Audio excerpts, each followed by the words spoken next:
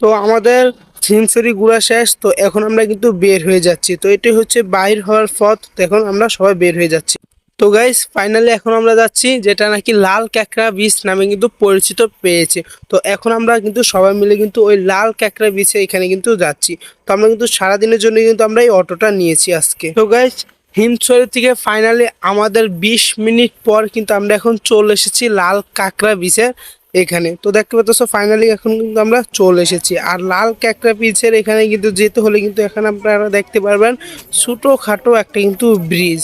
তো এই ব্রিজটা কিন্তু আমাদের পার হতে হবে। এই ব্রিজটা কিন্তু অনেক সুন্দর হয়েছে, মানে কাঠের, মানে এখানে এটা একটি পুকুরে ছোটোখাটো, তো এটার উপরে দিয়ে আর কি যাচ্ছে এই ব্রিজটা। তো আমরা এখন চলুন যাওয়া যাক লাল কাঁকড়া বিচের ওখানে। তো দেখতে পারতেছেন তো এখানে কিন্তু সব বন্ধু কিন্তু এক এক করে কিন্তু আমরা এখন যাচ্ছি। তো যাওয়া যাক।